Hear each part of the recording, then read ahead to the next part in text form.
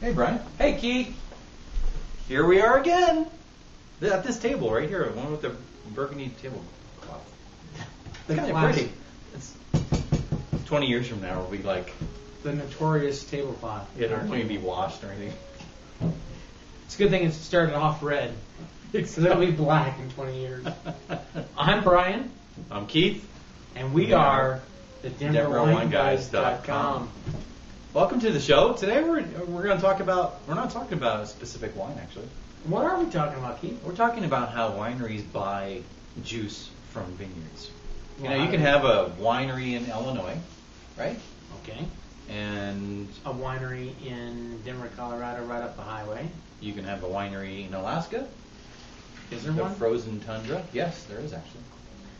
Okay, here's one. We can have one in the Northern Territory of Australia. And I'll ask that question to people from Australia.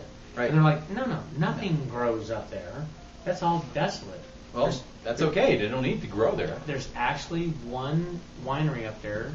It is the... of course, now I can't say it. Right. But what I want to say is that the winery business is farming.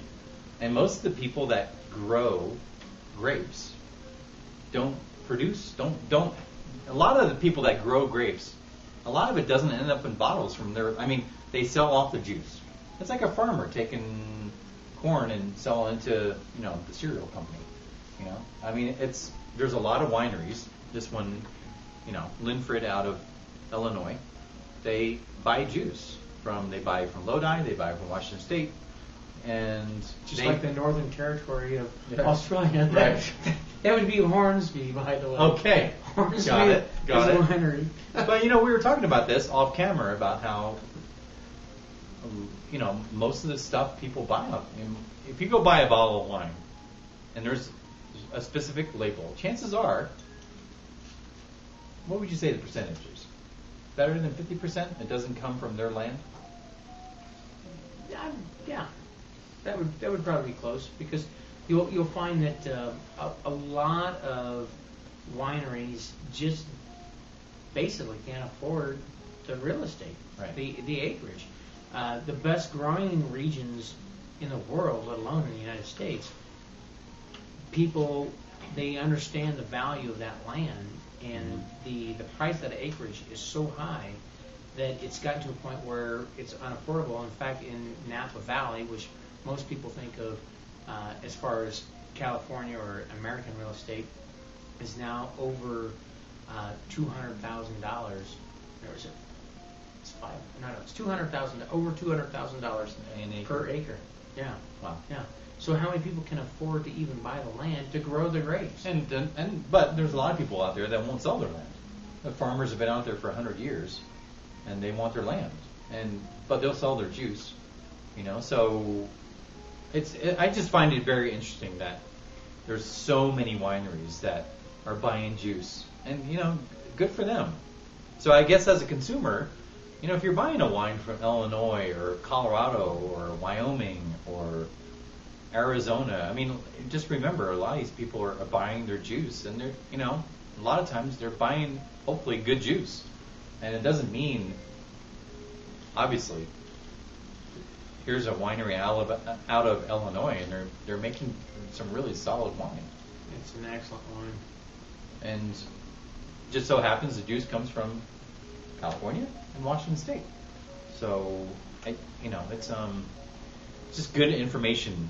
I think you, the consumer, you need to go onto websites and do a little research of that wine you're tasting, and just it's education, right?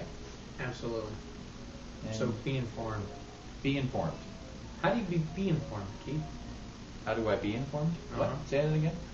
By watching Easy for you to say. Guys. That's right. That's how you get informed. That's right. I didn't get that at first. We shoot from the hip here. Everything is just like, we just start talking, right? And we start drinking. And we keep informing you, though, of... Keep informing? Is it? Keep informing. No? How would you say that? Keith informing. Keep it. That's what I would say. Keith informing. Keith and Bryan informing. I like that. And the Denver wine guys keep informing. That's what we're here to do. Right? And to entertain. We entertain. Are we entertaining? We have fun. Send us an email, please. But for now, pay attention to the wine you're buying. Go learn something about it. Right? Absolutely. Come on. If you have a bottle sitting on your table and you're wondering, go to the computer, type Google, use the Google, as Bush would say, the Google. You know, that's what he called it. Type in the winery name, and you can find tasting notes, how the winemaker notes, production. I mean, everything about the wine. So, be informed. Be a good consumer. Right? Absolutely. We love consumers. So for now, I am Keith, And I am Bryan. and this is DenverWineGuys.com. DenverWineGuys.com.